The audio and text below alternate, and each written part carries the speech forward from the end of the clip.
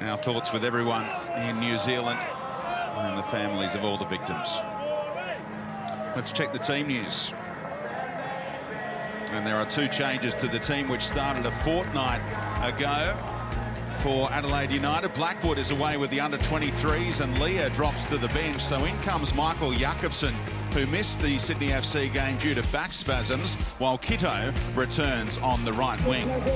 The Perth Glory also make two changes, with Sporanovic out with a calf, while Keogh heads back to the bench. Scott Neville makes his first start since round 16, while the A-League's assist leader, Joel Kianese, steps back into the attack. 17-year-old Christian Popovic, the son of Tony, is a chance to make his A-League debut off the Glory bench. Adelaide United old boy Fabio Ferreira among the substitutes as well. Been a glorious day in the city of Churches. Temperature currently 24 degrees and those lights will soon be taking full effect. Well, it's all happening with this guy. His 50th game in charge tonight in the A-League for Marco Kurtz, strongly linked with the Brisbane Roar job, battling it out with Robbie Fowler amongst others, and absolutely slammed the club's training facilities during the week. So it's all coming to a head. He's supposed to meet with the club chairman, Pete Vanderpoel, after tonight's game. Our referee, Peter Green, closing in on 200 games in his final season in the A-League. Has a man in the middle. And back at the VAR centre, Chris Griffiths-Jones with the tracky dacks on.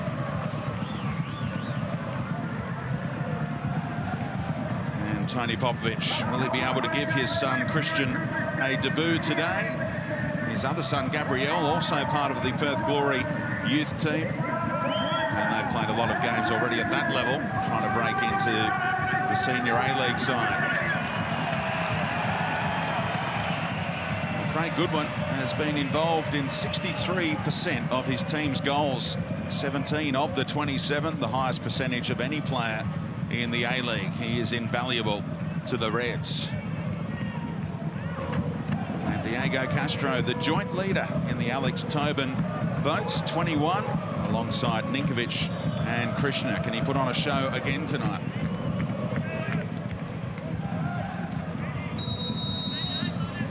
Away we go in Adelaide, the Perth Glory kicking things off, and Andy Harper is alongside for the call tonight. Michael Moroney in the heart of the Reds defence, and no Sporanovic at the other end. Do you think both teams' attacks can have some joy?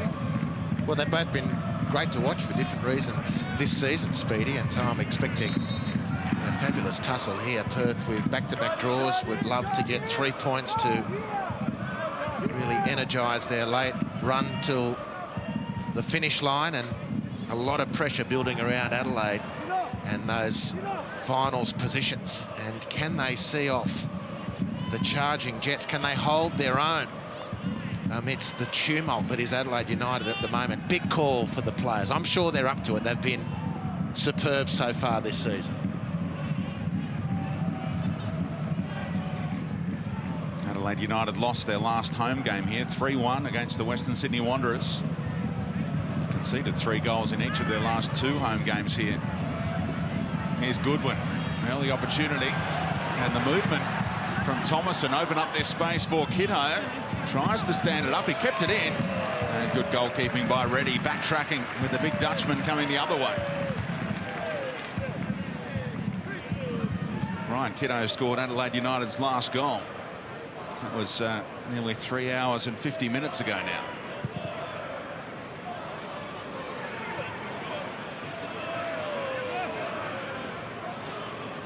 Marco Kurtz spoke pre-game about the pace of the Perth Glory attack. Yeah, you know, and they're obviously very capable athletes. It's not been something that's particularly caught my eye, however. Just the sheer speed of the team, the wonderful touch of the players. Here we go. Kianese. Back to Franjic. Look at Castro with a burst. Franjic honours that movement. Clever ball back inside as well for the Spanish maestro, but it's won back by Galloway. Oh, then given away in a dangerous part of the pitch, and the deflection kept out by Izzo. who had to be on guard there. Well, early escape for Adelaide. Galloway has re-established himself mightily this season as an A-League player, but this was a sleepy start from him and nearly punished. Good composure, nice use of the body from Kianese. Swatted away by Izzo.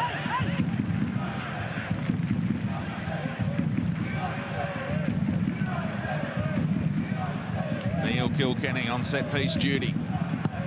Lowry and Julbich on the move, and Goodwin got an important header just as it looked poised to get through to Julbich. Counter-attack potential here. A little late looking for Thomason, but he found Kiddo, who's trying to burn off Ivan Franjic, who's stuck to the task at the expense of a corner. Well, that's right on cue, because your opening question to me was about the speed of the Perth players, and I don't know if there's a much faster front line than Adelaide's when it's in full cry. Kiddo's one, Goodwin's another. Miller Jusnic, Ryan Strain when he joins in. So I reckon that's a little bit of a smokescreen, perhaps, from Kurtz in the leader. That's two good raids now by Ryan Kiddo down the right-hand side. 5 assists and 9 goals for this guy so far this season. Mark Viduka medalist as well in the FFA Cup final. This one looks to be overhit. Moroney's still got a head on it. Not to any great effect, though. New 1-year contract extension signed by the father of 2, Michael Moroney, during the week after playing his 200th last time out. And no signs of him weakening or slackening or slowing down. And such a great player, great club man. You'd indulge a player of this stature with a little bit more than a 1-year extension, wouldn't you? Or is it too risky? Given, you know, the whole discussion about player turnover in the league, isn't this a guy you could perhaps nail down for a bit longer? And at any rate, it's their business. All I'm trying to say is I've been very impressed by Moroney. He's been a great servant to the league. He mentioned that himself, how durable he has been, aside from 2 major injuries. He's pretty much been available each and every other week throughout his career, but 32 years of age, maybe the analytics say just give him 1-year deals. Well, 32 is still young, Speedy, believe me.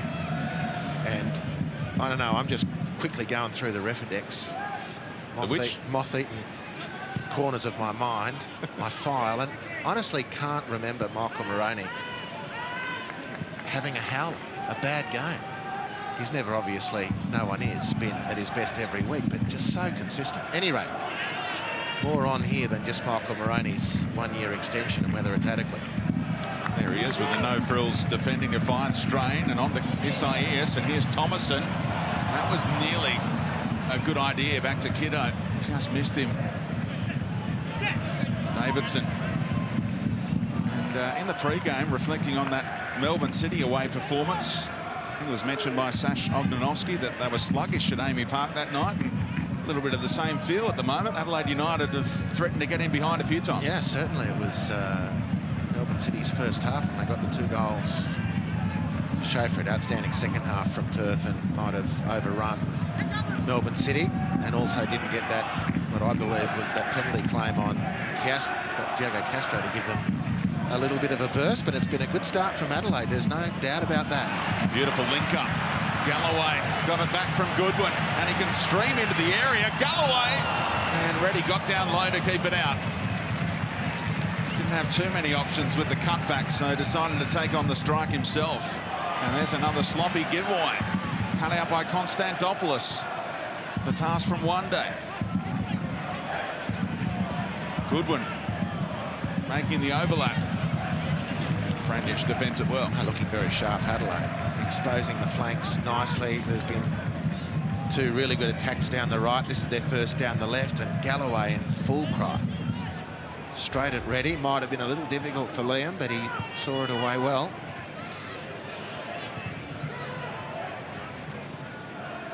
Michael Jakobsen, he travelled to Sydney for the last game, which was a fortnight ago at Leichhardt Oval, but back spasms ruled him out on game day. So they named Vince Leah as the starting centre-half on that night, but then Isaias actually played in the role, and Leah was in midfield. Much more solid, obviously, with Jakobsen at the back, with no Jordan Elsey at the moment. Still in a moon boot.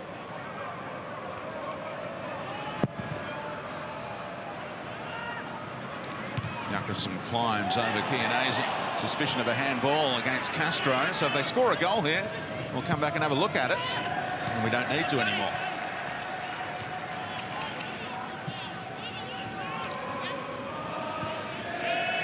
Nico Boland starting to string the starts together, the German midfielder. Nice pass from Isaias. Back to Boland. How good is this deck looking? Absolutely superb at Cooper Stadium once again.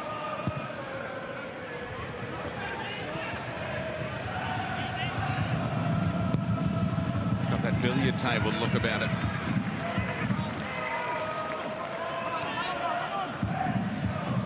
Well, he was caught on the wrong side there, Economides. Well, very sharp Adelaide. Perth, apart from one mistake from Galloway, which put Perth in front of goal. Heels the Perth glory, and Adelaide, quite the opposite. Their passing has been crisp. Their movement across the ground has been very, very fresh. So can they end that goal-scoring drought, which is closing in on 4 hours of football since their last goal, the equaliser against the Wanderers here on Feb 16. Goodwin teases one to the back post. Davidson's header only as far as Kitto, who got hold of it, but was never likely to keep it down. Nice catch by the man in Rosette. Well, the ball hung up more than I think a lot of people were expecting. Davidson with a reasonably good header defensively, up and away from the goal. Kitto might have done more with that, but he was under pressure from the advancing Perth defenders. Lovely weight on that pass from Kilkenny, and Isaias is trying to prevent Castro from doing any serious damage at the moment, keeping a really close eye on him. So much so that he'll cut that ball out intended for Castro. Maroney stopped it getting through to Economides, but now Kilkenny has a bit of space. Davidson was the option hugging the sideline, but he went for Economides instead. One day slices one out to Franjic. Decent ball in, and an important flick off strain at the expense of a corner. A good attack from Perth, and maybe the tone set by the weight on that pass from Kilkenny way back when, as you called, Speedy. Maybe that set Perth away. Some really good touches in that attack. Popovic happy. Andy Keogh not so. At the end of the bench, doesn't want to even see his head on camera as he looked up at the big screen in the background. Said, what am I doing here? Kilkenny's corner again. Plenty of activity in the 6-yard box. Away by Goodwin again. Second time he's got his head on it from a set piece. Castro had made an interesting run there, hadn't he? And he's just making that point to Kilkenny. Put it into my space, mate. Well, it's an interesting pass selection from Kilkenny. We just clipped it with the backspin and it floated. You thought Paul Izzo was a down Mazaire to come and claim it, but he decided to leave it. Galloway had covered nicely on the back post, head away for the corner. He's closely shaven this week, Neil Kilkenny, raising money for the Leukemia Foundation. You can still donate by going onto his social media channels, and he delivers the corner, and it's Goodwin again. The header back in from a teammate made it difficult, and Thomason is fouled, so they can get it out of there. But another interesting ball back in by an Adelaide United player. Well, they've been good corners from Perth, though. Putting Adelaide under pressure. And there's Castro wanting the ball, and you just were expecting, as Kilkenny lined up there, if not Castro, then another option, but a curled and slightly flatter ball. But he went for the pitching wedge. It certainly confused Izzo. Picture postcard kind of night at Cooper Stadium. One for the sports photographers to produce a classic, perhaps. Here's Davidson. Again, Maroney seeing off the threat of Economides. Neatly done by Kiddo. Konstantopoulos improvised Well, enough for Strain to be ultimately fouled. Yeah, very good from Ryan Kiddo, using his chest to keep that ball in. And players are in good touch here, Speedy. This has started really well. Well, imagine turning up, walking out to see how the pitch is looking, and then you can't help but want to play good football. This has consistently, over decades now, been one of the best venues for football in the country. It's delivered again tonight, but as has Adelaide in general, it's just a beautiful evening. Adelaide United have only lost 1 of their last 10 Friday night games at home. So a lot of people were tipping Perth Glory tonight, but there's a little fly in the ointment perhaps as Thomason tried to bring it down for Kiddo.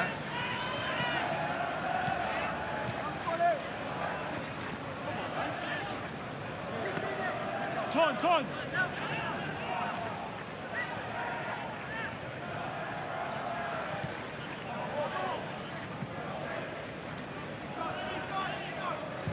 Actually a big differential between the goals scored between these teams this year. 27 by Adelaide United, 45 by the Perth Glory, but Adelaide United have actually outshot Perth.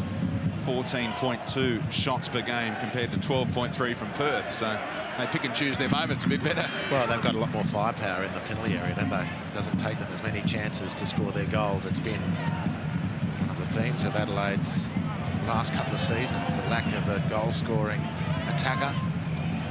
Again, brilliant by Moroney. That was a promising situation for Perth. It was almost a 2-on-2 in the middle, and Moroney knew where the pass was going.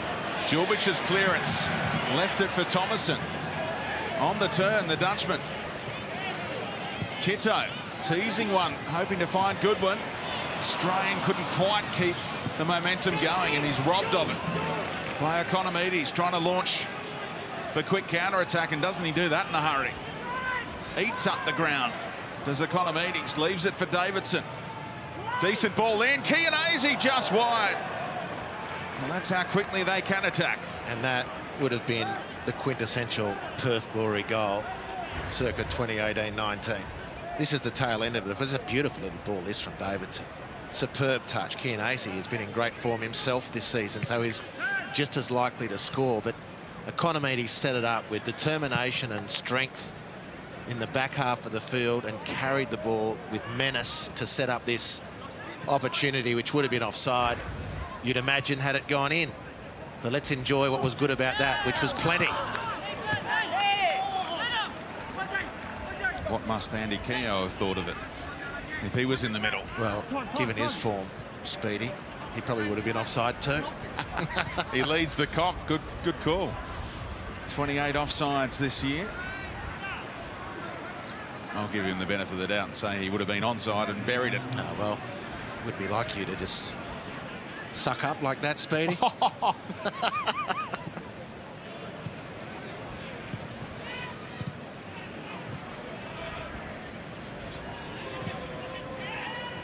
And a wake-up call for Adelaide United's defence.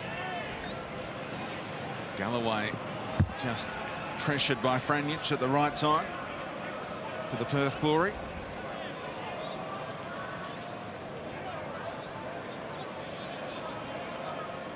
Stuck with that back three and the 2 wing backs with Scott Neville coming in. It was hard to see how they were going to do it any other way. Yeah, I think you're right. You know, within a game and within the system that Popovic ordains, there's flexibility and players go where they need to go at any particular time. But the basic template remains pretty much rusted on. Kilkenny was just telling Scott Neville, come on, keep advancing, come into that space, and then you can release us. But Neville went for the conservative approach.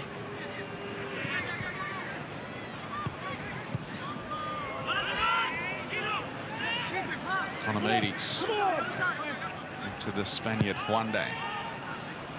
Now Neville will surely advance. Once scored a grand final goal in this city as a Western Sydney Wanderer. Spectacular one too for Tony Popovic, but not enough for any joy on that day as the Reds lifted the trophy. Nice ball to Economides, on to Chianese, and he was hoping a teammate might be there.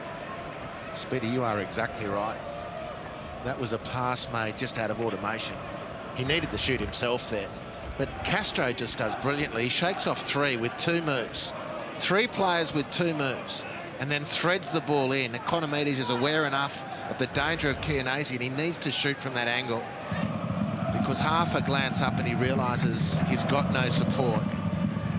Good couple of moments for Perth glory.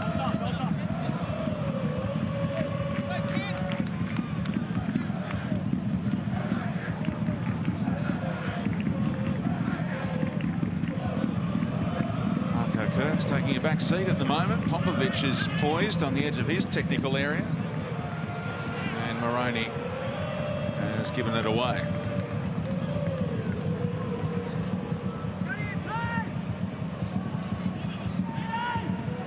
Tony Popovic saying this week that watching the Asian Champions League on Fox Sports has made him and those at the club a little envious.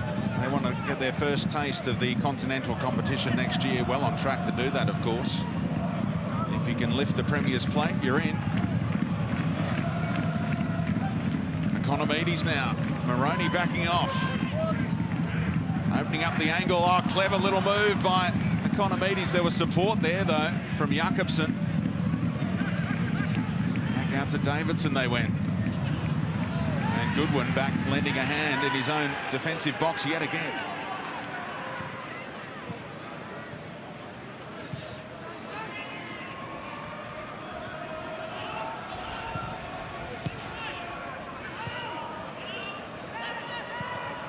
Defending a moment ago, Sean Moroney is grateful that his central defensive partner was right behind him when Economides made that move. Oh, Jakobsen covered beautifully.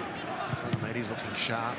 Perth are really growing into this one now. Adelaide started very vibrantly. Perth exerting a bit of a stranglehold on things at the moment. Good scrap in midfield. Referee lets things go. Ultimately won by Konstantopoulos, who releases Kiddo. Now looking for another 1-2, and didn't have the right weight on the pass to finish off his contribution.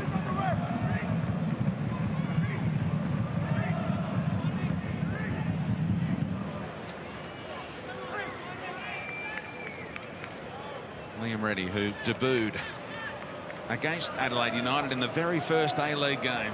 Copped his first loss that night as well as a Newcastle Jet when Carl Viet scored the winner.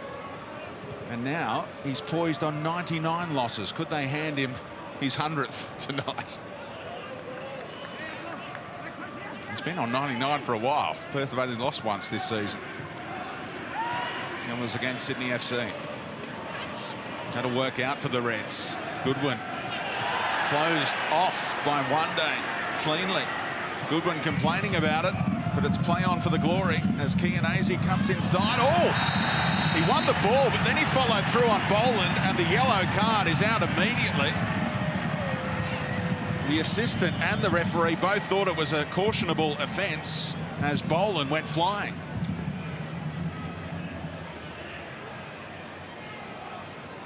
Well, Peter Green had his yellow card out pretty quickly, which sort of lends to your theory, Speedy, that the ref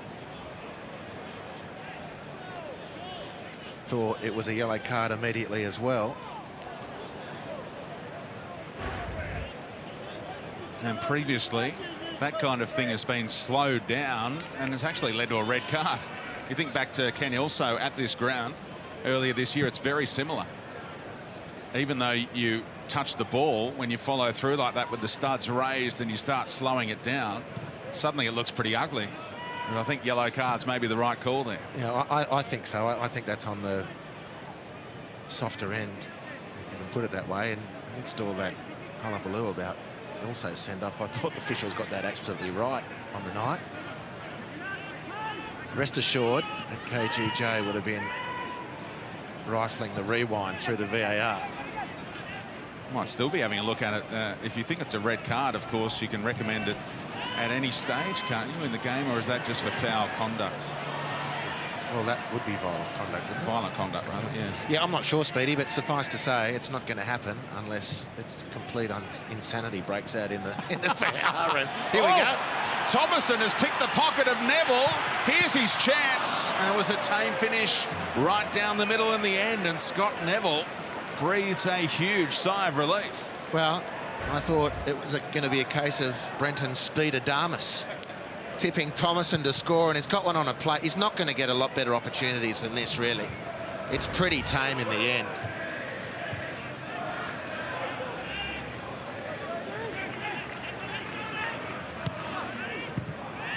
It's his 5th game since arriving in the A-League. Yordi Thomason. Oh, Castro.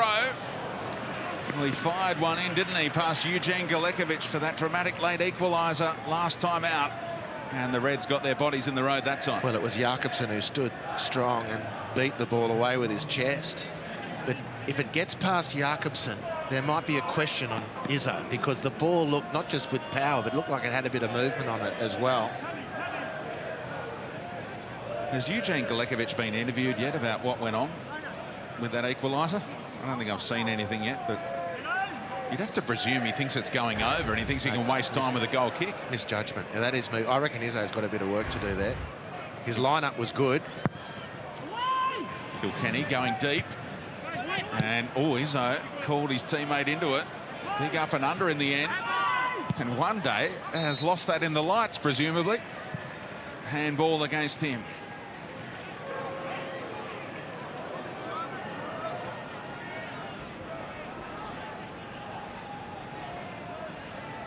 Yeah, you're right with that Izzo footwork. He was going the right way, unlike David De Gea the other day, who predicted the wrong way and got his pants pulled down. Here we go. Let's slow it down.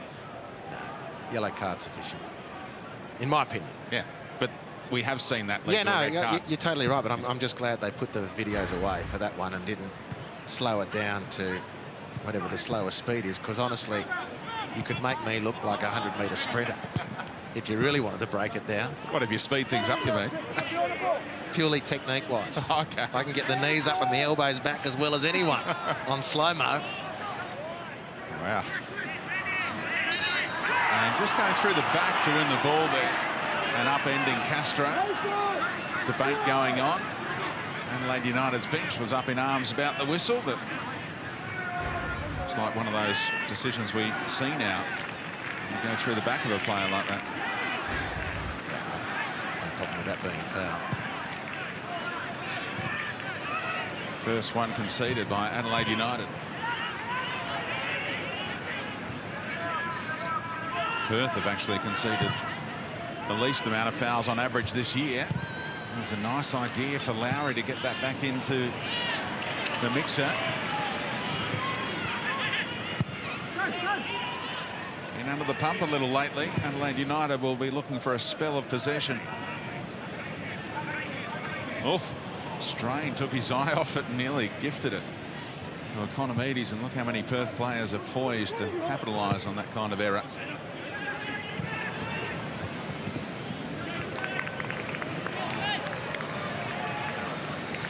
Lowry's not looking entirely comfortable with his footing tonight.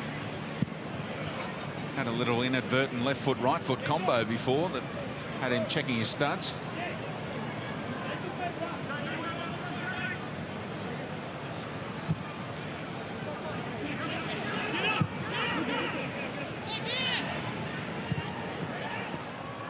Jakobsen, very sure of his footing. Lovely ball, scythed between a couple of Perth players. Flag goes up eventually against Boland.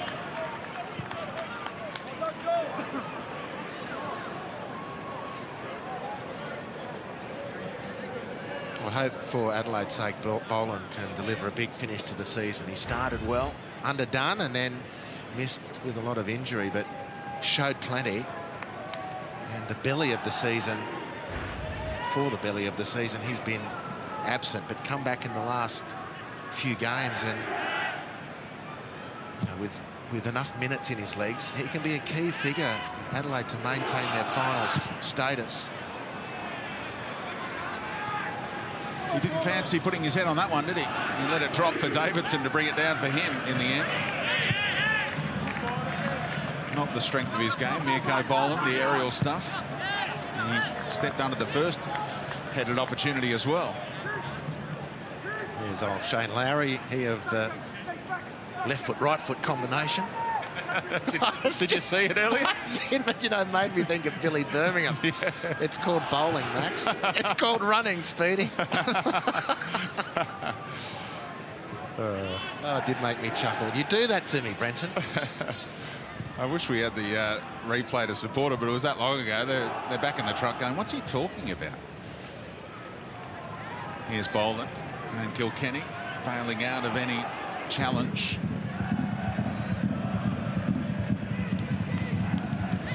Boland's kept on running here. Galloway used him as a decoy in the end.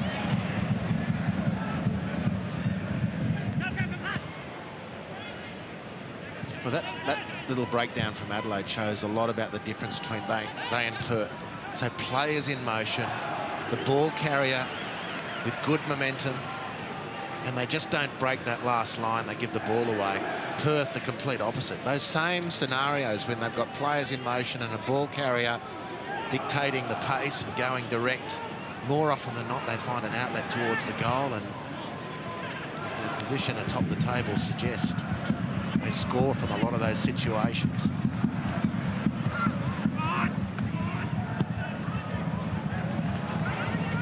Lowry on the chase, trying to shield it out of play. Last touch, they say, off Lowry in the stands. But Matthew Crean, the vastly experienced assistant, says goal kick. Good defending from Lowry. Ryan Kiddo is doing a really good job down this right-hand side. The difficulty for him, however, being so heavily reliant on his left foot. Does he get a touch off Lowry? Not before it's out, I don't think so. And it was even off Kiddo. His leg. But the problem, if I can use that word, for Ryan Kiddo is he's so left-footed.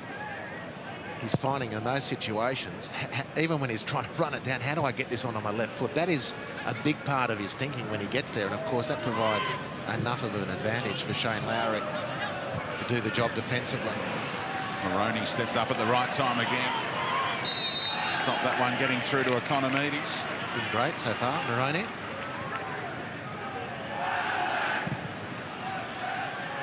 And he put the threat of the commentator's curse on him pretty early on as well, and he's withstood that. Nice distribution, Izzo, right onto the head of Thomason. Goodwin, hold up play. And offside flag, disappointingly, up against the Dutchman. Looked like he was quite a way off.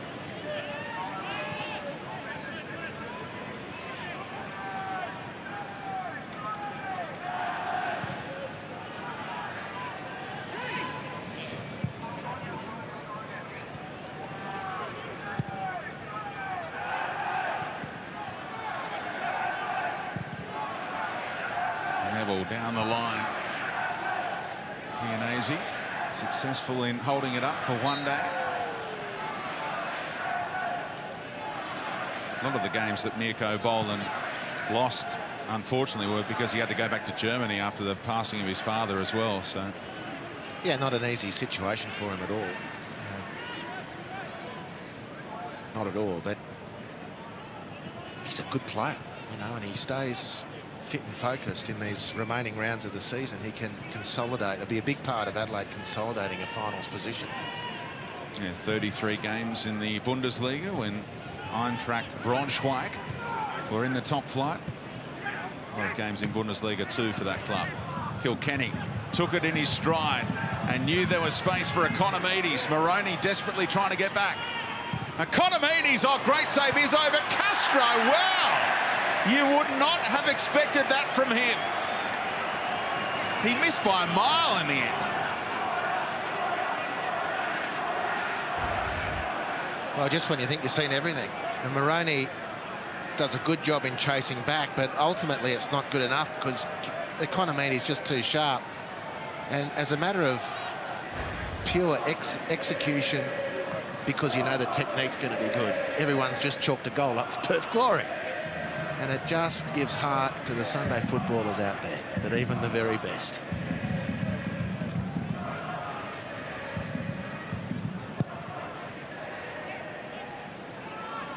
That goal kick just hanging up a little bit in the breeze. It is favouring Perth Glory at their backs in this first half. Well done by Galloway. Nicked it past Chianese. Look how advanced Adelaide United are here, and look how deep Perth Glory are.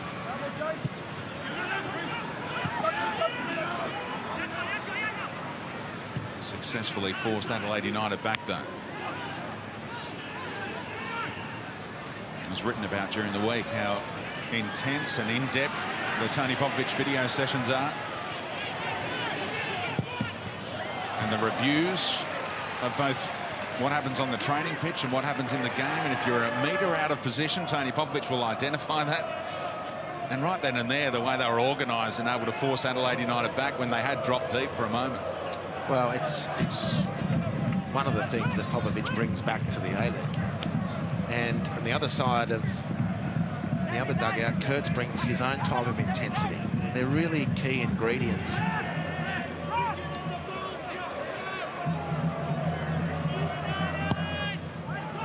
Goodwin delivers. Adelaide United player hits the deck. Maroney. Only those in the stands were appealing. VAR will still give it the once-over. Oh, into the Adelaide United bench goes Jason Davidson. Doesn't need the helping hand from Marco Kurtz. No, it was good work from Ryan Kiddo. Impressive tonight. You know, he read that well, and then he muscled up. Not going to get pushed off this one. Jason Davidson probably fancied his chances there. I think I've got a bit of acreage to work with here, and he was squaring up for a stink too, old Jace, wasn't he? Isn't that funny? When you're 5 or 6 years old and you go to those kids' parks and you get to... Well, hang on a moment. Castro. Oh, it's in this time. Can you believe that? He misses a sitter a moment ago, and now with the aid of a deflection, he puts Perth Glory in front. And it was slow motion stuff.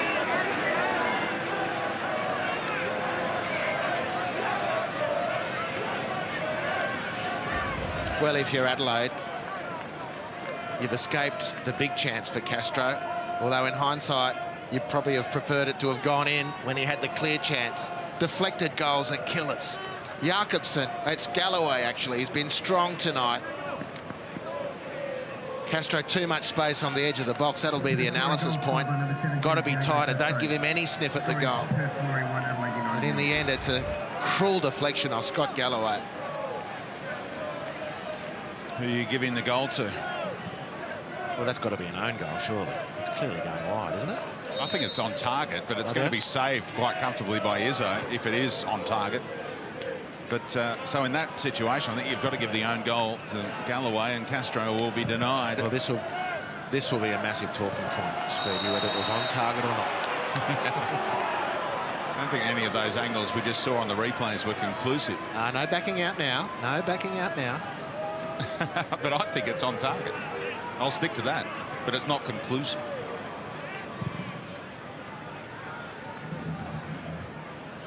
Chianese's onside here. Jakobsen again able to spin his way back to find the ball. Oh, Boland clipped by Castro. Well, whatever angles we've got, I think it's going wide. It's curling in that late bench. Enough. So you set them a task in the truck and you say the angle's not conclusive, and they go, right, I try this one on for size. Well, what we need to do, here's an innovation, right, Fox? What we need to do is get a spinometer on the ball so you can read the amount of revolutions of the ball. Then you can make an adjustment about, with a wind allowance, of course, the adjustment for the movement in the air, and then we can go to the disputed goals committee and say, according to our calculations. So I think Michael Zapponi checks in with the fourth official and sees who they've given it to, and maybe influenced by the celebration that was quite emphatic from Castro. They've given it to him for the time being, but when they come out at half-time, they'll go, we've had another look, and we're giving it to Galloway own goal. Had that happen a lot down the years. You're off the hook for now, though, Scotty.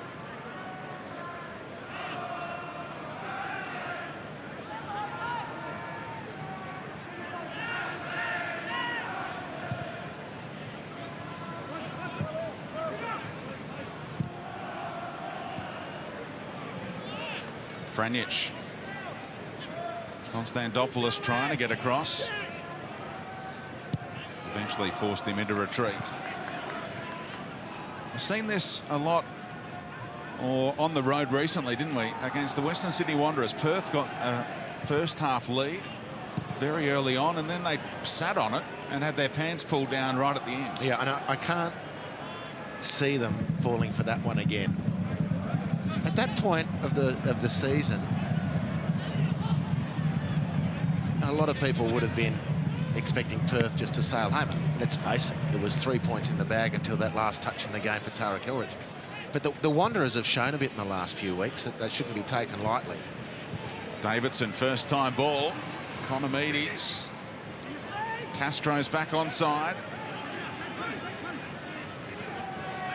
Already scheming and thinking 2 steps ahead as they settle for a corner. It's such a key period of the game, this, for Adelaide. They started so well. They've been basically good in this first half, although Perth have started to take control. Then they get the deflected goal for Castro. Just got to hold it together. Work hard and hold it together, the Reds. Perth Glory looking to extend that unbeaten record away from home this season. As Kilkenny delivers, that's a good claim. Over the top of Goodwin by Izzo. Not the best distribution though, rolled it straight out to Wonder. Their away record this year, 6 wins and 4 draws, no defeats for Perth. That was borderline offside, Economides. Assistant referee keeping the flag down. Goodwin wins it back off one day.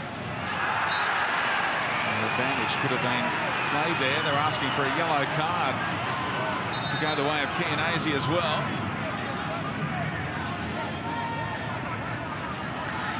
To go the way of Chianese, a yellow card would have been a red. He's on that yellow. And in the dock from a Perth viewpoint is Chianese. There's a foul but nothing more in it. But in the dock is Chianese because on the edge of the box receives the ball.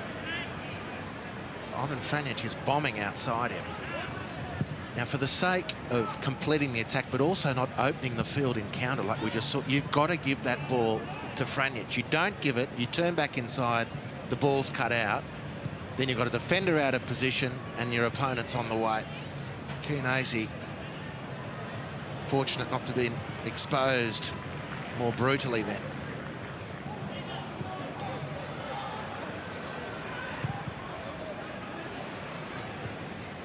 Galloway did well to win that header against Franjic, who looked favourite for a moment.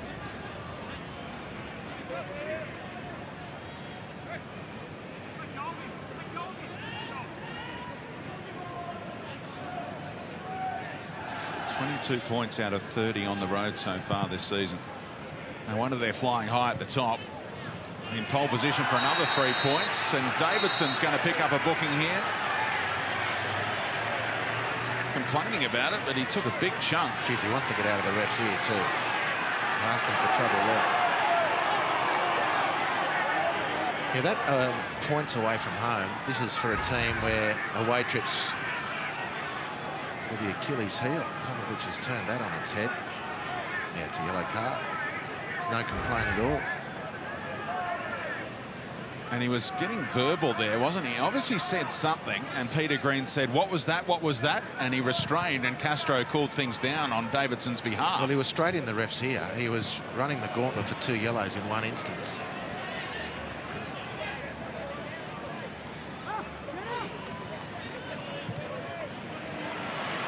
Essentially spoken about on the Fox Football podcast this week by Chris Griffiths-Jones, our VAR man, who was chatting to Simon Hill and Emma Kemp, and he said, "I'd like to see a sin bin come into football.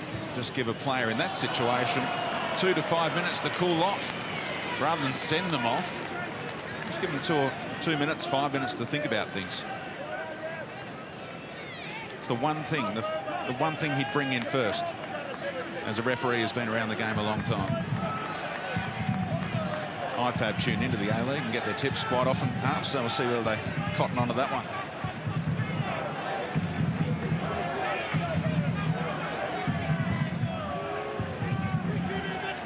There's KGJ. As Isaias delivers. He's certainly on the edge of his seat, KGJ. Game's better than that, mate. Oh, Galloway! Not too far away from the bottom corner and scoring at both ends. That's maybe the best strike he's ever produced in the A-League. And he scored the opening goal this season, remember. Well, he moves the ball onto his favoured left. He hit it beautifully. And the trajectory was magnificent because it dips and drops. If it's on target, even though Reddy's got his body covering the angle, if that bounces on the dip, he could have been in all sorts of trouble. Great hit from Galloway. A la the Tarek Elrich strike. A la. And what else might have happened there is Konstantopoulos might have let it flick the back of his head and wrong-footed the goalkeeper. But he got his head out of the way. Not quite for Jakobsen. It was an audacious attempt to release Goodwin.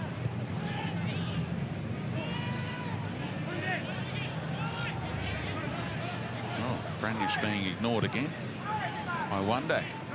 Went to Lowry. And now he has found the right wing back with a nice ball. Franjic. Chianese! Izzo reacted late. Davidson back in there. And still just the 1 goal buffer at the moment, but here they come again.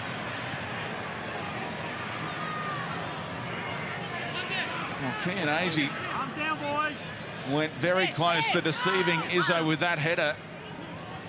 But the sharp reflexes kept it out in the end. As Isaias clears their lines again, only briefly perhaps. Yes, Kilkenny did that so cleverly.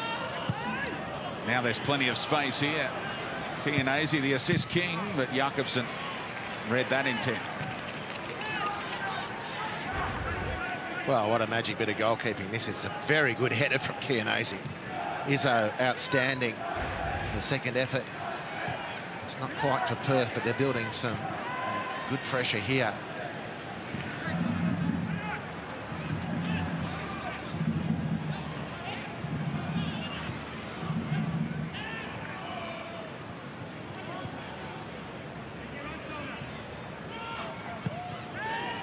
Chianese with 8 assists this season, 1 clear at the top in that category. And here he is again, played in expertly by Franjic. Open up the angle for Davidson on the right boot.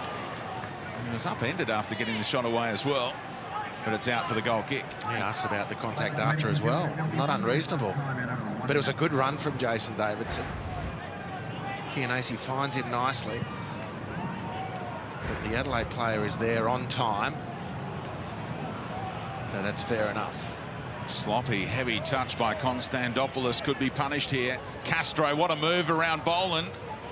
And he's asking for a foul here. He's not going to get one. And Adelaide United have a last little flourish before half-time. Now goalless in 3 full games of football now since that goal just before half-time against Western Sydney. A month ago now.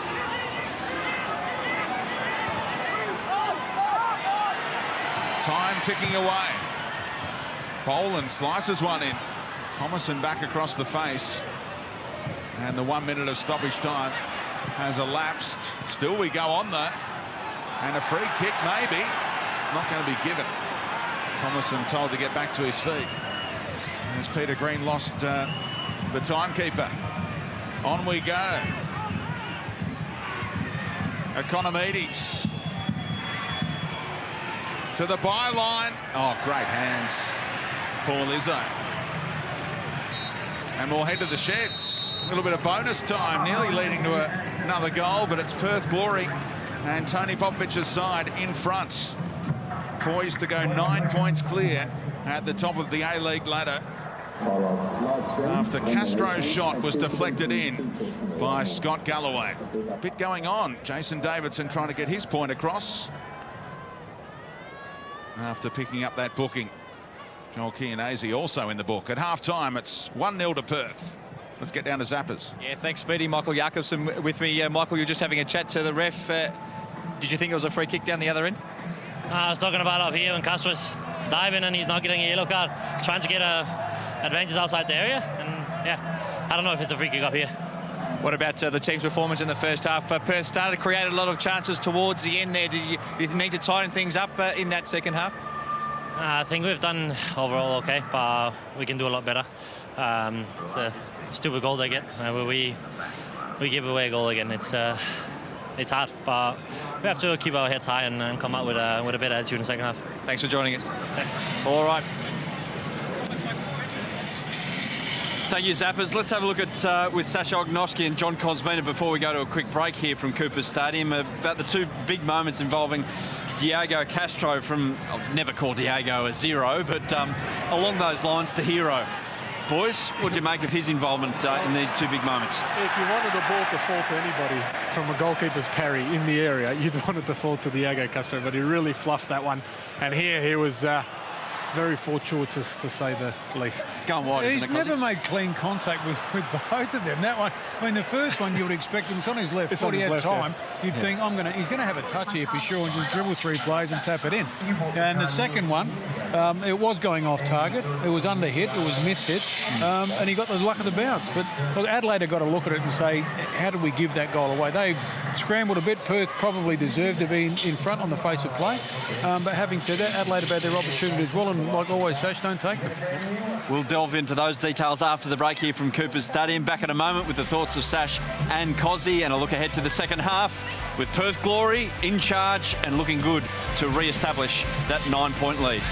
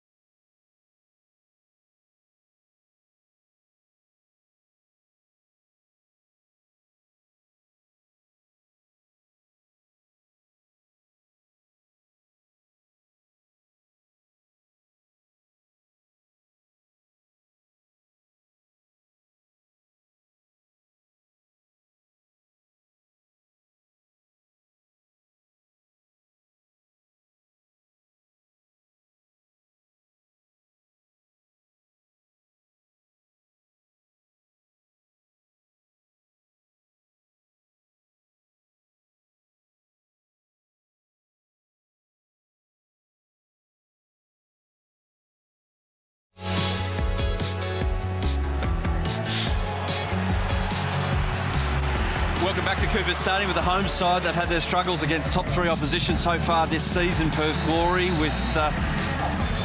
Perth Glory being on top means that Adelaide were always going to have a difficult time of it against that top opposition, and so it has proved. Just hanging on with some great saves to Paul Izzo, but in the end, Diego Castro had a big part to play in the goal. Whether or not he got it is another thing.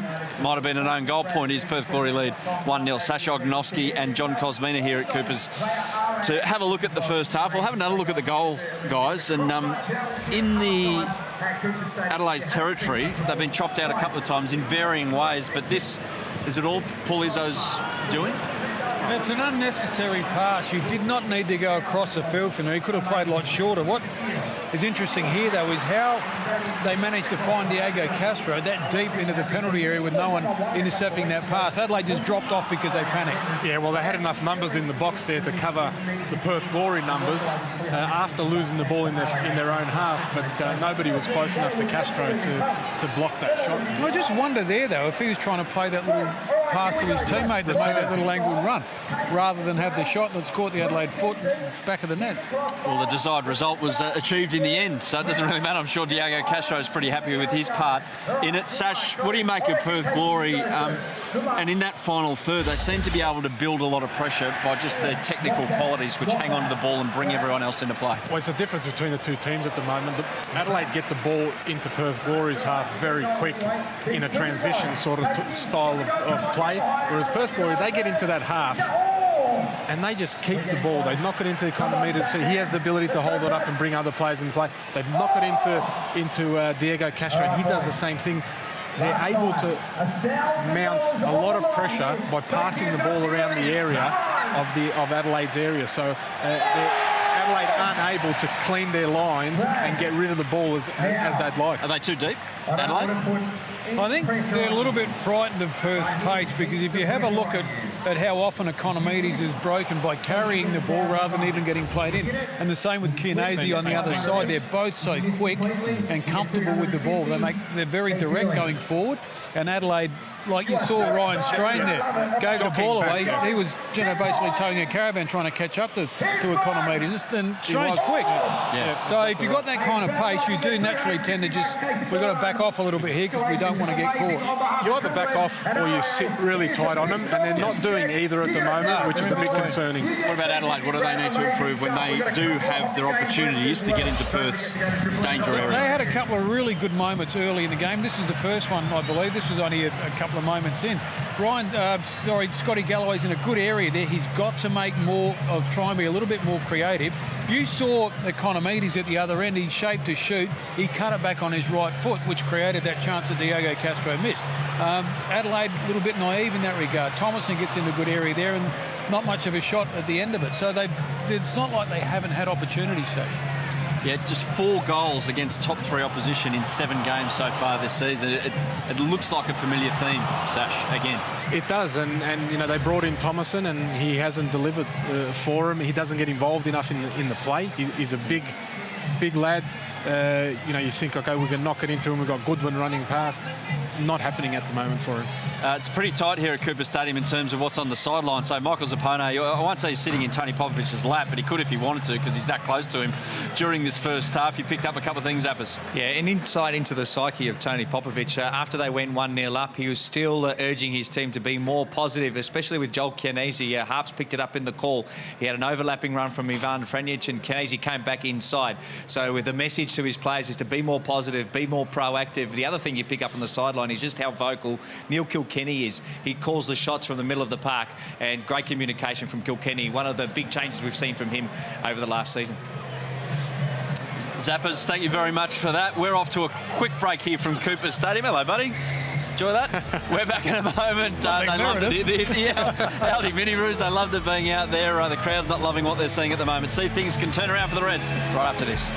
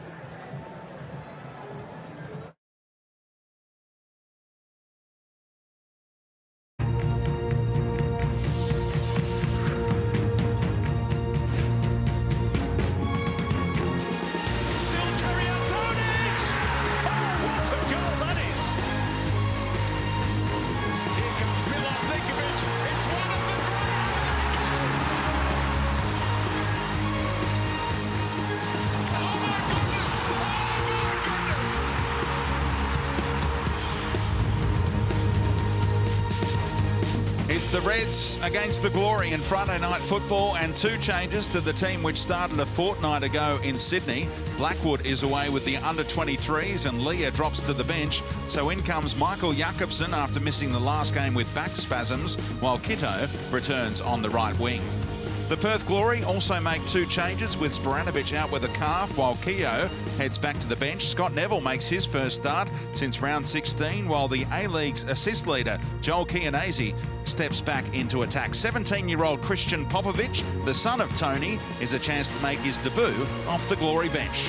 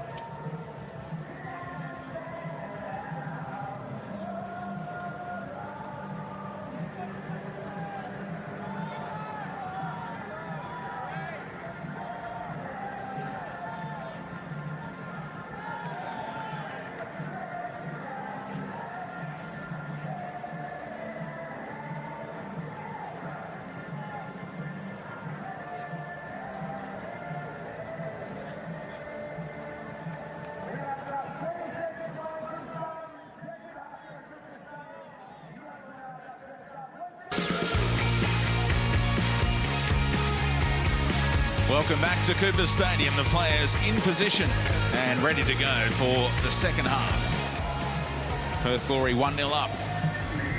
And they've made a change, the hosts. Nikola Mileuznic on, Konstantopoulos off. An aggressive move at the break from Marco Kurtz, as you'd expect when they're chasing the game, Andy Harper. They're chasing a much-needed goal too. Just because of this game, but because it's such a barren stretch. Really need to break that cycle. Goodwin will move infield. It's shaping up so far with Sayers playing as a holding midfielder and maybe Goodwin and Boland playing as 2 attacking midfielders. Let's see, with defensive responsibilities, of course. Let's see how it actually unfolds. Mileuznic out on the right flank, and Kitto will be relieved to be out on the left-hand side, I'd suggest. Julbic heading into space for Davidson to retrieve. Decent ball down the line, and Economides controlled it expertly. Chianese on the move in the middle. And Moroney concedes the corner, and Castro had found plenty of space for a dink to the back post. He's fuming. Well, it's a terrific recovery from Adelaide because Economides beat Moroney on halfway, used his body brilliantly, and was away with good space between he and the retreating defenders. But in the penalty box, there was a lot of red shirts. If he does dink that ball to the back post, it's 2-0 Perth in all likelihood. And you saw Castro go past Economides, just giving him a bake. Here's the difference Mileuznic makes, burning off Davidson. Then he left it behind for a moment, got the nutmeg, and they're still going, the Reds. Boland's delivery lets the air out of the balloon there. Well, it was a searing burst of acceleration from Mileuznic. Jason Davidson stuck to his task as best as he could, and here's the clearance here. Look at him. That's searing speed. Jason Davis, I think, what the heck have I got here? But a poor touch plays Perth back into the game. And Adelaide not the quality to do anything from there on.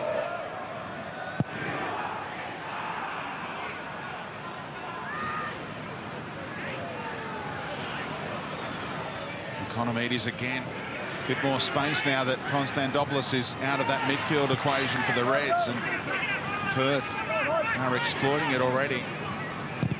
Castro's delivery up for the header, and they all waited to see whether it was going to creep in from Economides. Beautiful ball in from Castro.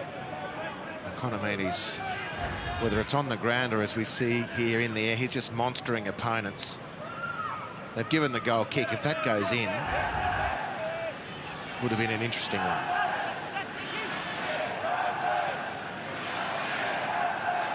And what would Andy Harper have done in the VAR centre if the goal had Well, that score? I'd be giving the advantage to the attacker. But still, if it's a really obvious foul on Moroney, you couldn't let it go. Boland trying to clip one over the top to Mile Josnic. Actually scored the winner last time the Reds collected all 3 points. Remember that dramatic 97th minute goal to roll Brisbane in a 7-goal shootout.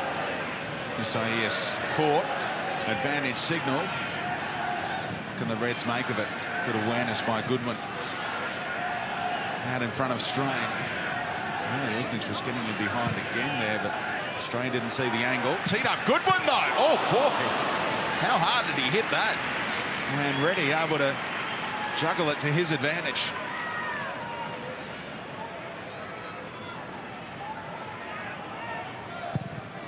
From a neutral perspective, Liam Reddy would prefer when that goes in the back of the net. Well, I must say, I mean, it was hit with such ferocity. I lost it. It went that fast, it beat my eyes, aging as they are, but still. You could hear the oohs and ahs around this stadium. Well, that was the only thing that made me realise there was something on here. He smashed that. A very comfortable work from Liam Reddy. Leads the league in clean sheets, does Liam. Looking for his 9th tonight. He's one clear of Andrew Redmayne at the moment.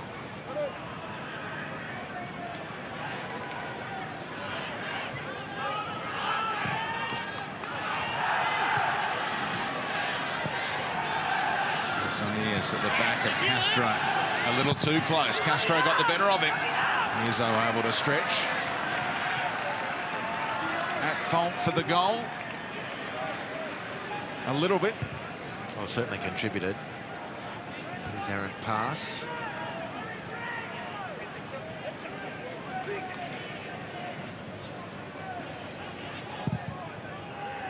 Kiddo's in behind here. Djurbic is struggling. What's Thomason up to in the middle? And Kiddo just takes on the strike. Just squeezing it out for a goal kick. Well, beautifully found. I think it was Moroney with a long ball. Kiddo timed his run and angled his run really expertly. As if to emphasise the point, how hard he worked to get that ball onto his left foot. And once he'd worked that space, he thought, I've come this far, I've just got to have a go. I've tried too hard to make space for my left.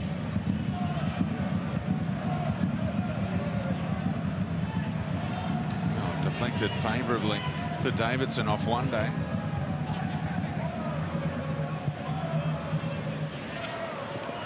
Isaias sold Strain a little short. Economides trying to burst past him. Foul or goal kick, take your pick. Some performance tonight from Chris Economides. He's at least 1.5 yards faster in his reaction time, in his anticipation than most of the players around him. He's coming from second favourite often to win the ball, and then when he's got it, he's very difficult to contain.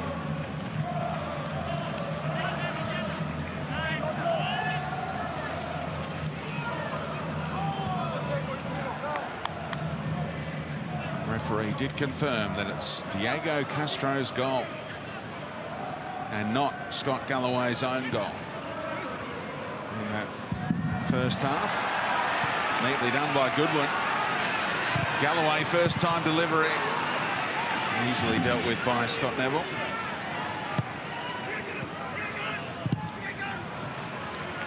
Castro didn't find an angle for the release ball back to Chianese.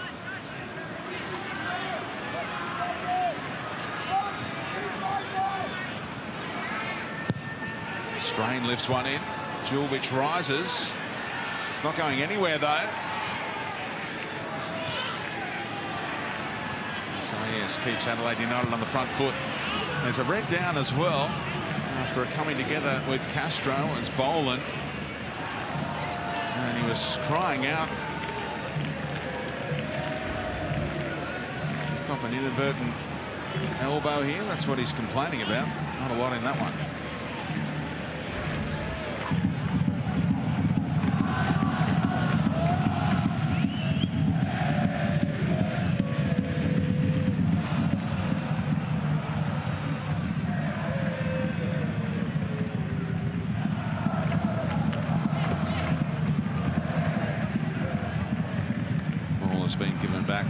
to Perth, sportingly.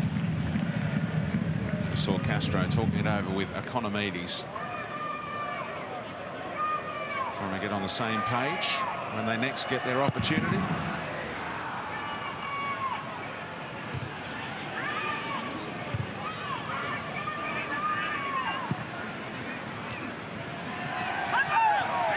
Handball they asked for. He wasn't being nutmegged, was he? Yes. Castro tried to line up his countryman. Brilliant play by the Adelaide United skipper.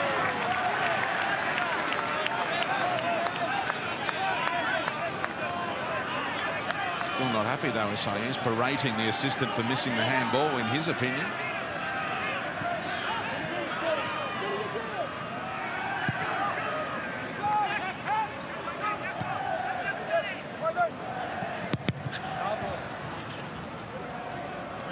Popovic was just micromanaging that little situation, making sure Franjic and Chianese were in the right spots to block off the passing lanes.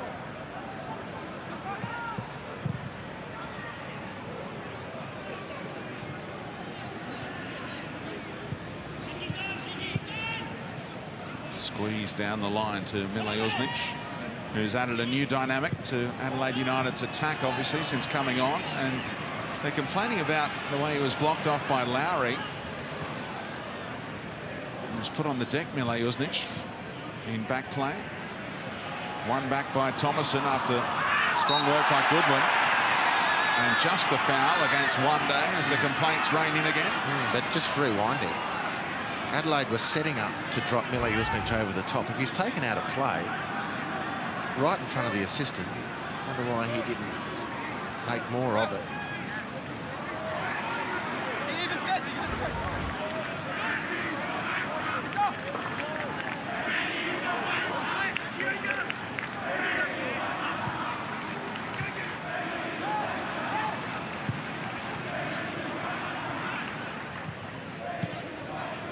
Looking to avoid equaling an unwanted club record of 3 straight games without a goal. Adelaide United. Still plenty of time in this one. Sydney FC fans will be cheering them on as well. Perth Glory's main challenger for that Premier's plate. And Castro gets the whistle. Even though he never hit the deck, he was clearly shoved by Boland. Taken pretty quickly, that free kick as well. Davidson eventually to Economides. Franjic is getting forward here on this near side. Economides, the little fumble from Izzo, but he kept it near enough to himself.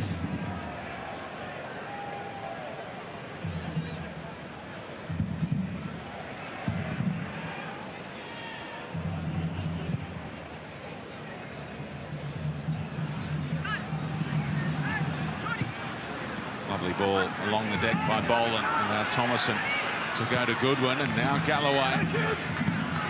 Thomason just peeled off top of the box. Goodwin's delivery. Awkward one, wasn't it? And Lowry is just berating Dino Jorbic, saying, you've got to deal with that, Dino. Well, not just he, Liam Reddy. Can you head that? I mean, it was bizarre from Dino. Firstly, I guess that he would presume to get his leg this high. Oh, look at that. I mean, I'm watching that, and every muscle south of my rib cage has just exploded. Corner variation. Isaias wraps around. Boland not on his right side, of course. So what are they working to here? They're not happy in the stands. A corner never entered the area, and they're all the way back to their keeper. Boland, though, release. Milojosnic. He was clearly breaking the offside trap there. A better pass and he's in. Outstanding reading, though, from Liam Reddy. The whole Perth team, that press was working really nicely. The outlet pass was going to be dangerous, and Reddy read it to a T.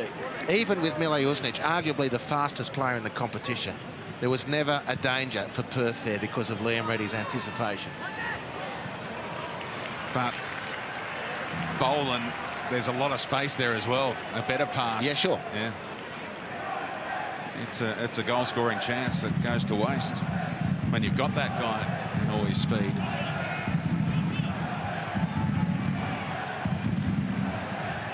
Surely they'll whip this one in a hurry. No. They've got it on Boland's left foot this time, though. Deflected to Jakobsen. He doesn't waste much time with it. And Djulbic does head clear this time.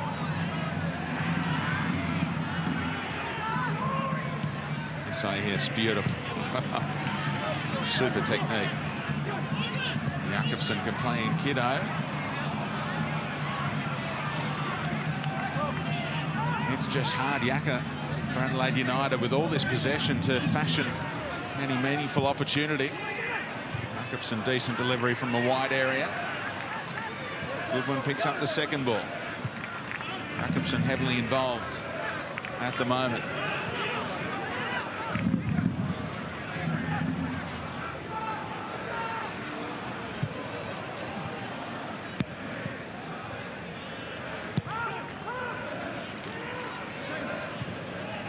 Bit of space for Boland. This time trying to clip one for Thomason. Overhit by Kilkenny, allowed Galloway back in. As we approach the hour mark, you sense something is about to happen one way or the other. Kiddo had to try and improvise. Well, they've got a decent head of steam, Adelaide, but just seriously lacking a game breaker in the front half of the field. You just wonder if Kurtz is going to throw a chance to Ilsa at some point. Player hasn't really settled into consistent form, but he does have the capacity to break a game up, and Adelaide really can't wait much longer for something to happen. As you said that, Andy, I was looking down at the Adelaide United bench, and as you said, I wonder if they'll call upon Ken Ilso. That's when you heard that whistle in the background. The coaching staff whistled for Ken Ilso to come from where they were warming up to get ready to come on. Harbour-Damas. T-shirt. Flick on. Unable to find Goodwin from Mile Uznic. Game is opening up big time here. Look at all this space for Kilkenny. Goes quickly to Economides. Now he's providing the overlap. Neil Kilkenny. Don't see that too often. Franjic wants it. Oh, he was half-hearted. He wasn't sure whether he was going to get there or not. It was a rather tame end to that move, and now we go the other way. Goodwin is going to use Mile Uznic. And they'll get a corner out of it. Might have been more. Firstly, the other end of the field, Diego Castro underhits the pass, and I think that's what threw Franjic off. Still a good chance for Ivan. And then Goodwin sends Mile Uznic wider than he needed to. Time for the arrival of Ken Ilso, and it's another blank drawn by the Dutch import, Jordi Thomason. Hasn't been the start to life down under that he was hoping for or anticipated. Goalless in 6. Fans love him. What can the Dane produce?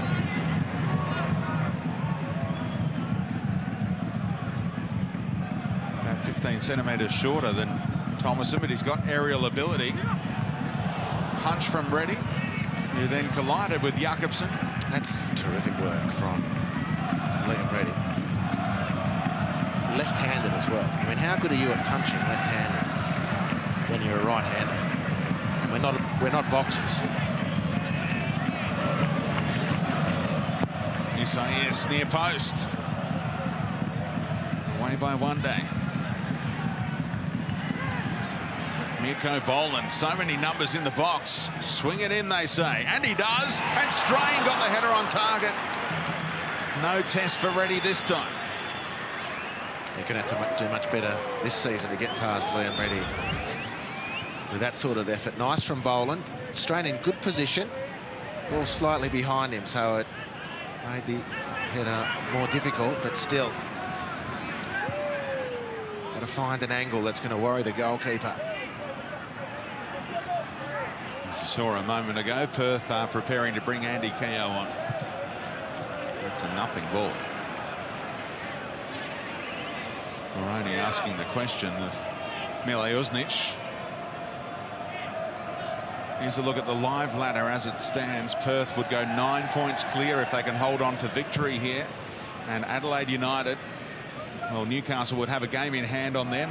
Harps. Well, Newcastle play the Mariners tomorrow, and Wanderers play Wellington tomorrow. So 2 massive games tomorrow. If Perth can sail this one safely for 3 points, we will have a very interesting looking table potentially come Sunday morning.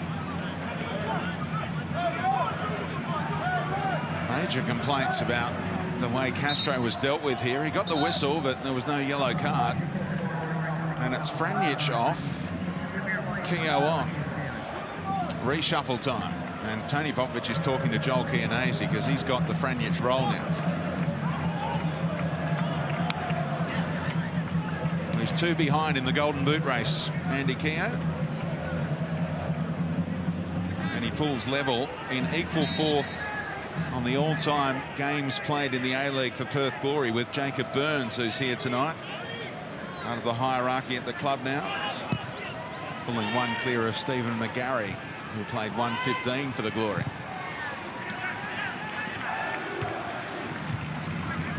Also the joint leading scorer in this fixture, Andy Keogh, with one Travis Dodd, who's sat in front of us doing some radio commentary tonight. Here is Keogh. It's a back from Davidson. 3rd man run being made by Kilkenny. Keogh again looking for Castro first time, and he appreciates that idea.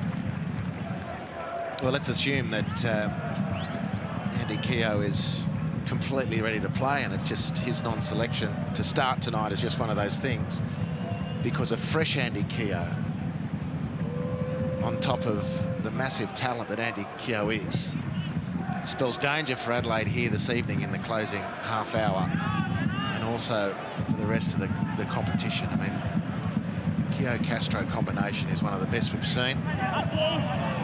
It sends literally fear down opposing defenders. Keogh gets into the swing of the game. Adelaide are going to be in a bit of trouble here, you'd reckon.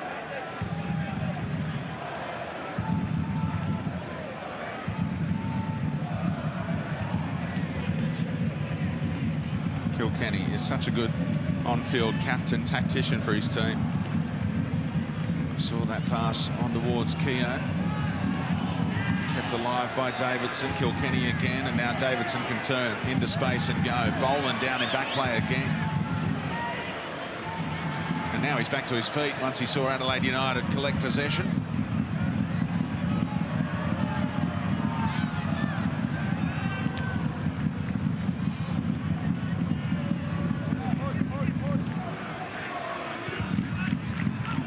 Clever touch by Goodwin, glided past one day and cut inside Neville, and just couldn't keep the move going. That was looking like a really promising situation for the Reds.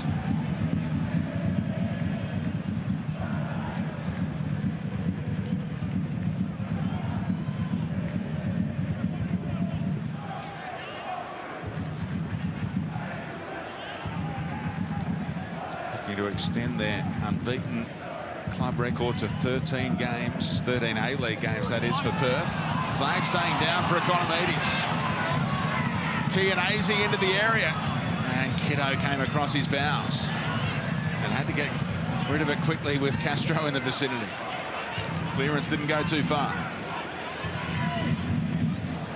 Davidson sliding it into Keogh, rolling his man, and that's off the water bottle, I think, more so than the bottom of the post. And wide in the end. Well, they got their chance eventually, Perth, but the better one was just earlier with Joel Chianese in on goal, but a terrible touch. Wonderful centre forwards play by Andy Keogh. Clever positioning of the water bottle by Paul Izzo outside the goal. Strikers used to aim for the towels when they're inside the net, or the water bottles, and often disintegrate them. That time the water bottle outside the goal frame copped it. Mileusnic also was getting in there. Yeah, but again, it's from a good position. It's just a lack of quality on the final pass.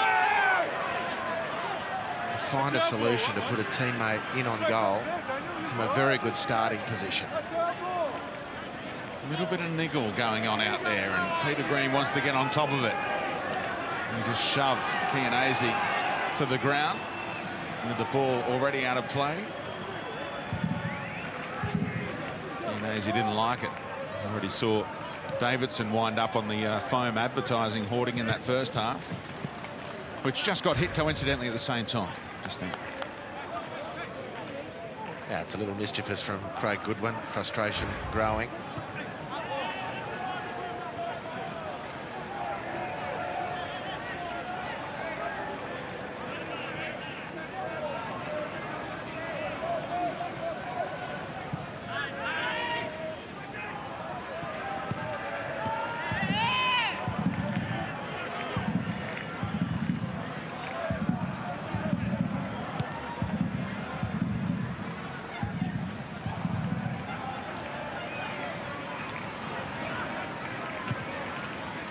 Yes, a careless one.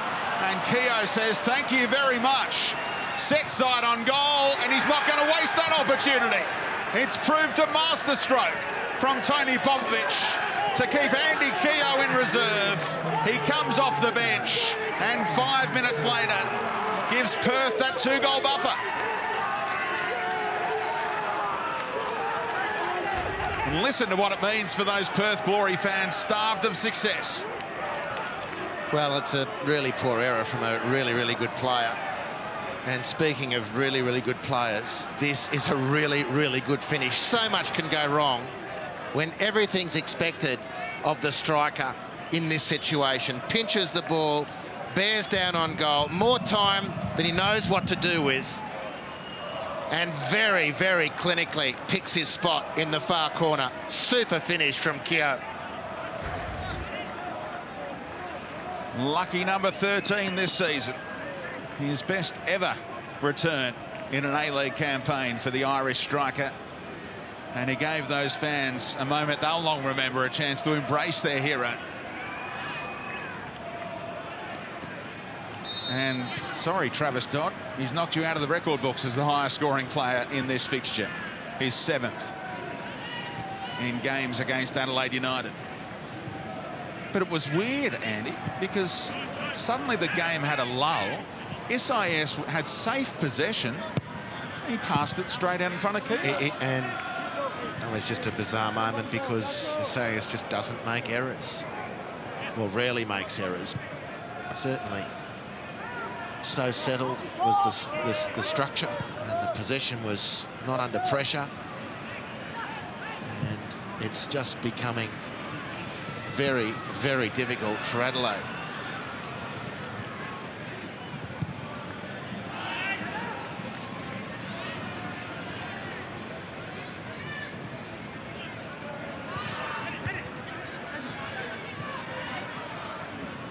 Keogh holding off his man and breaking clear again. Castro, what about that?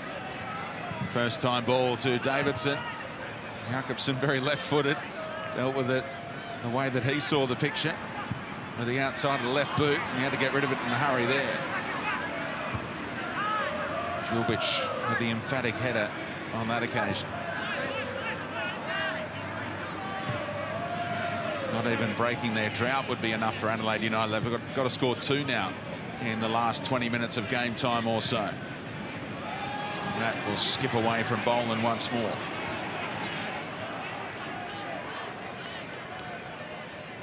Well, it's a very quiet Cooper Stadium, and the run of games with no goals is playing into the hands of Perth and the atmosphere that that's creating. Krishna under the heat now from Andy Keogh. Lafondra joint top as well. Full weekend of A-League action coming up, so both of those men will have the chance to answer what Keogh has come up with here. Great to see all those players in double figures, and Travis Dodd, there he is, alongside the superstar of the Adelaide media landscape, Tommy Wren. And he's lost his spot, joint top. of the goal-scoring list in this fixture. Moroney had to scamper to prevent a corner. This time layoff from Ilso was handy.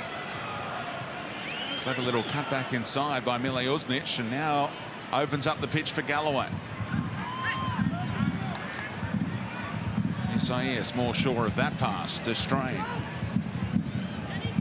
Ilso had his pocket picked by Wande. One back by Castro. Kept his balance somehow and was fouled by Isaias, who doesn't complain about that one.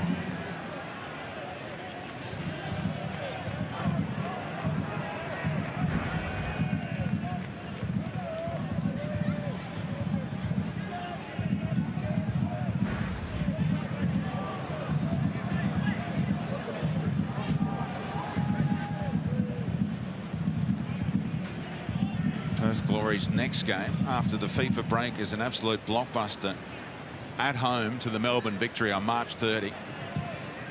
With 2 weeks to build up to that game, you'd hope for a really big crowd. Keisuke Honda and company coming all the way across the Nullarbor. If they can bank 3 points here and then get a win there, they're going to be really hard to chase down. The maths at the moment says they've got to get to 61 points. They're about to go past the 50-point mark tonight, it appears. What a result for that man in his first season. And is he going to bring his son on?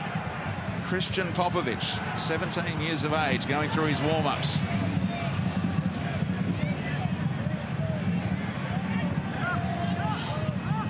Three weight in the box if Adelaide United get a decent ball in here.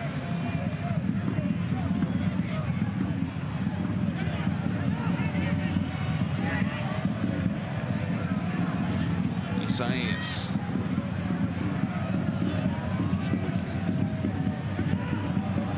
Again, the passing just a little off, even that easy pass there. Isaias had to work, and now he's made Galloway work, and they are off right now, the Reds. Well, if is it too much to say Isaias is the bellwether? He's the canary in the coal mine, is whatever you want. His and rocked probably by the error for the second goal. And when he starts to make repeated errors, it just goes to show how Adelaide are dropping. You can understand the talk around the club, lack of goal scoring. At some point, this stuff starts to seep into the minds of the players, and you know, it's going to be a huge testament to their belief in what they've done so far, their support for the coach and what he's done with them, that they stick together. 5 games to go, 15 points to play for after tonight. They're in the 6 at the moment, and they'll be fighting as hard as they can to stay there. They're going to be finding that very, very difficult without a couple of goals to break things up for them.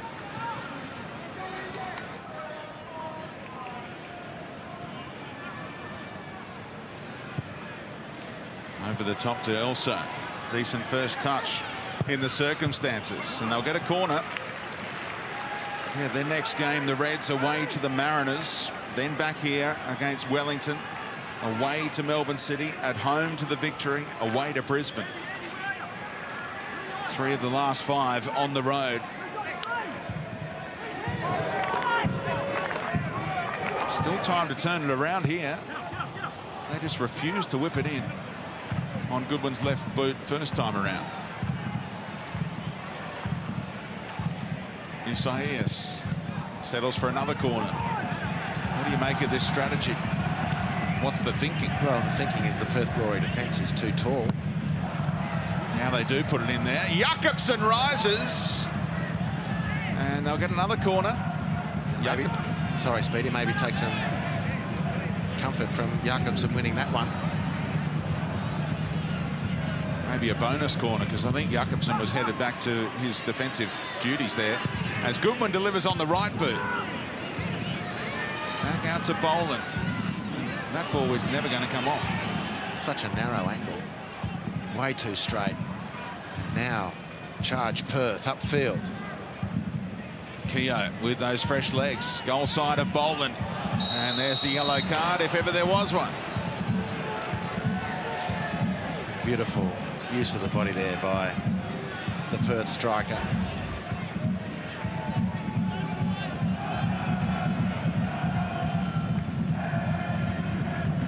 There's hardly any movement. It's like Ninkovic. There's just hardly any movement. But sense the approach of the defender.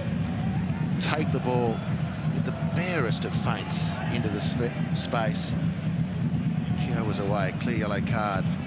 Defence by Boland.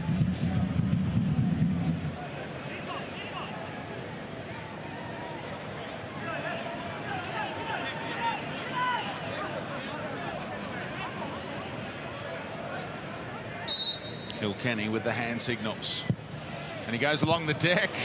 And it did surprise Adelaide United a little. Izzo electing to clear with the left boot.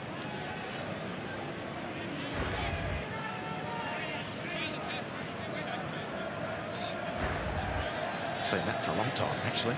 Really odd. Did catch him by surprise. Effective. Unorthodox. And I must say, Speedy, this is as quieter a Cooper Stadium as I think I've experienced. It was a good turnout. The Fringe Festival ends this weekend in the city of Churches. Good buzz around town, but their A-League team not giving them a lot to cheer about at the moment.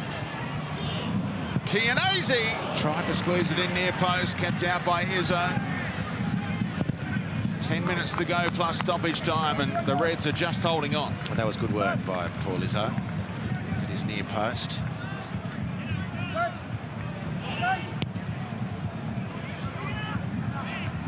Kilkenny immediately with a header forward. Davidson has support from Lowry. You heard the shout of killer, and he finds a teammate again, does Kilkenny.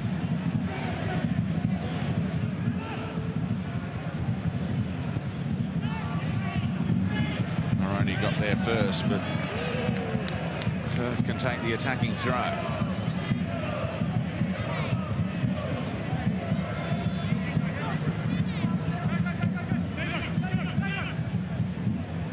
Given it away. You don't see that too often from Kilkenny.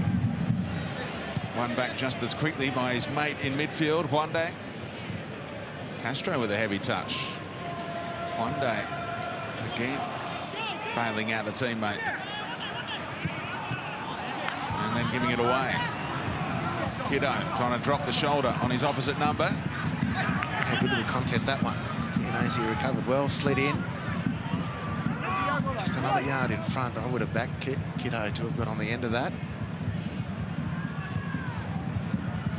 But they're doing it reasonably comfortably at the moment, Perth.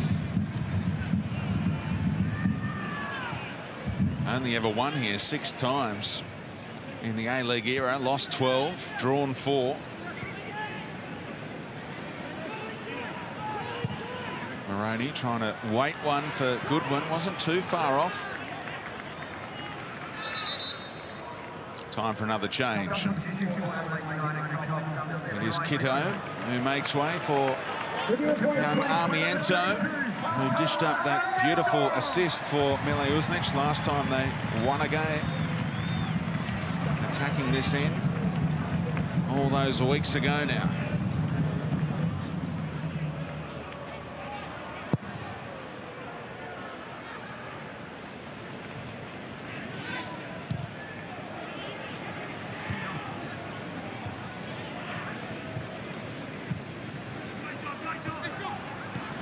Chianese cutting back inside intelligently. Oh, there was a big channel there to Keogh, who can't believe that he went inside and gave it away to Isaias.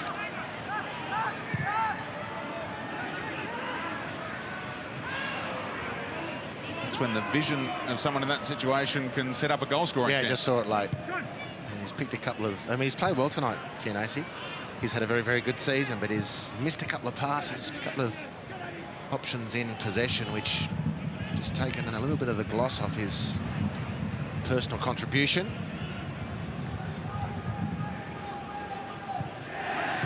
Steps up here and did well. Poked it away. Oh, Goodwin Yellow card out again here. It's a frustrated figure. The number 11 for Adelaide.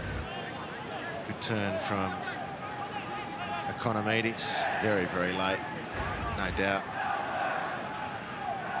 But it's a yellow card for Craig Goodwin.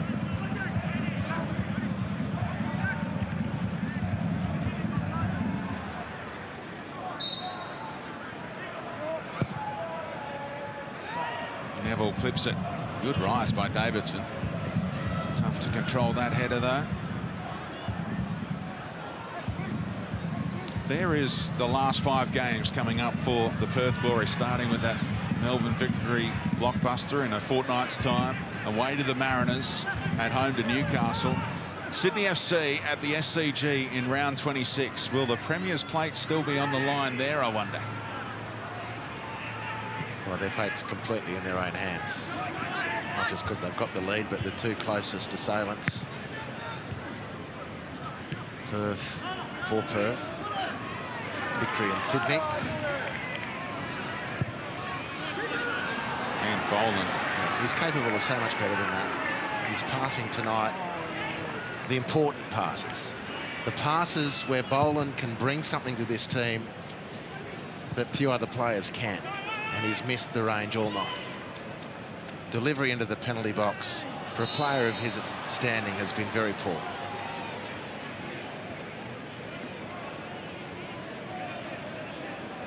Imagine the storyline if Perth can go there and seal the Premier's plate at the SCG. Tony Popovic, the former Wanderers boss with the Glory, against Sydney FC, have collected the last 2 Premier's plates. Are they going to have any turf on the SCG by then?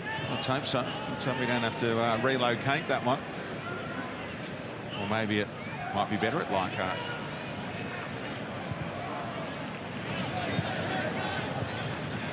Castro.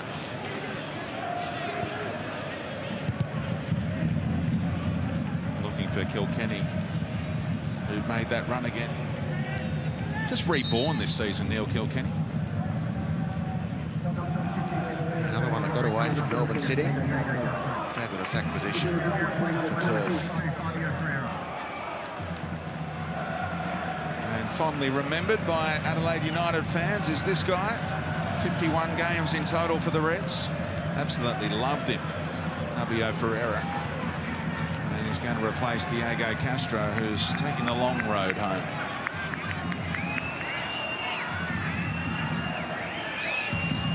Peter Green indicating that he's adding this time on, that Castro is taking a walk off. The other option, of course, was to tell Castro to exit on the far side of the pitch, which will be happening in football once those IFAB changes kick in.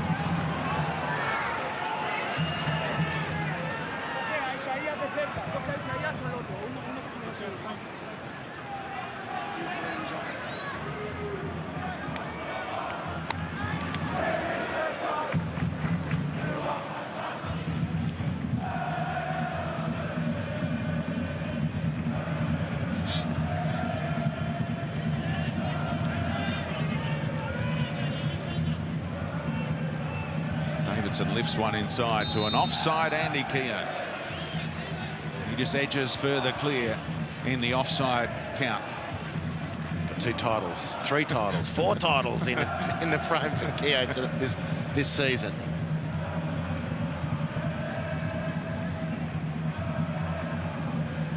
Wondering an offsides per game average over the course, how he compares to Fox Sports' own Archie Thompson.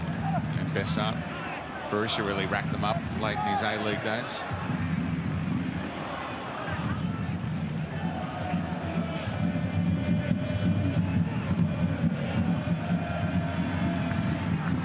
There are just no holes for Adelaide United to probe into.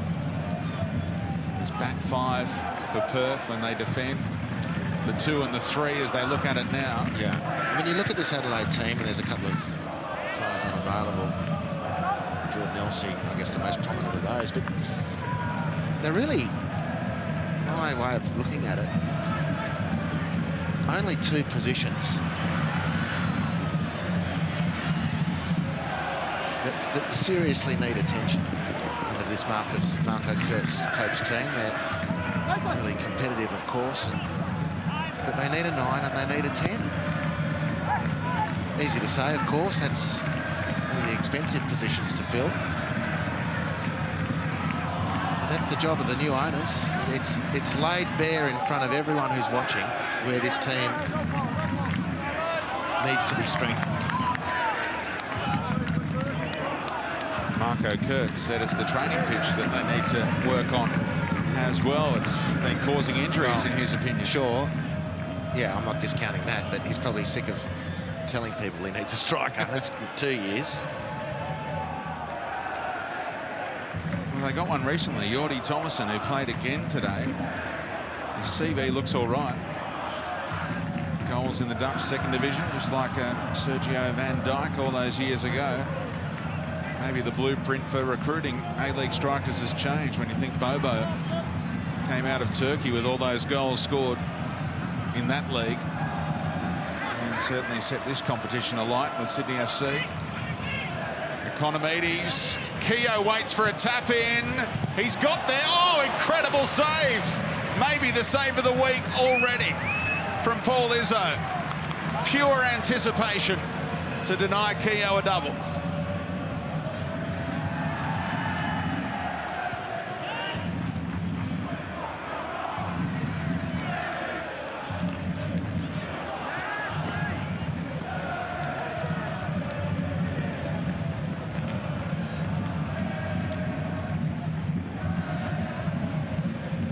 Well, 3 points, he would have put the Q in the rack. 3 goals, rather. For all intents and purposes, safe at 2 clear, but that would have removed all doubt with 3 minutes to go. Stoppage time.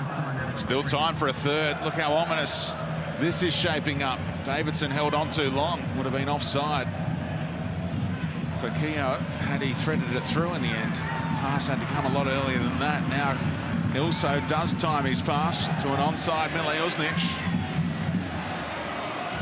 And he took his eye off it. Boland. What can he produce this time? Back to Milosnic.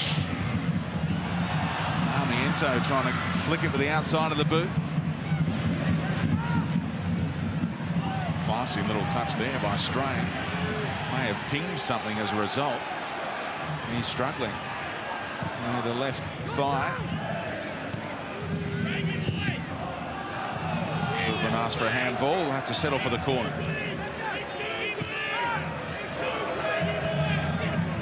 And breaking news, they're not going to take it short. They're going to put everyone in the box and whip it in. Little flick off Keogh.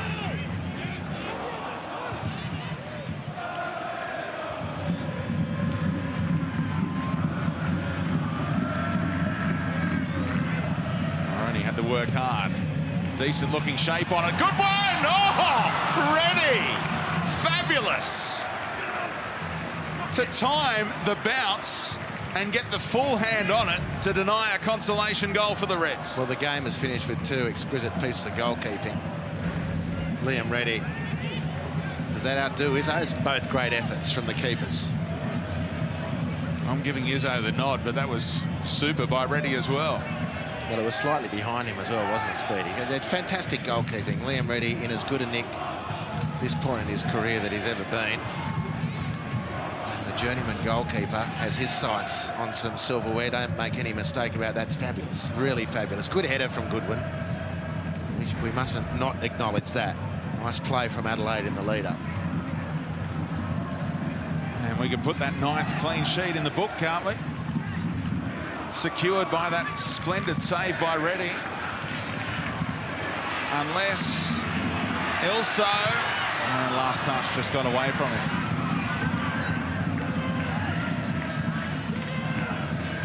Nine clean sheets and still 99 A-League losses. When will that 100th come?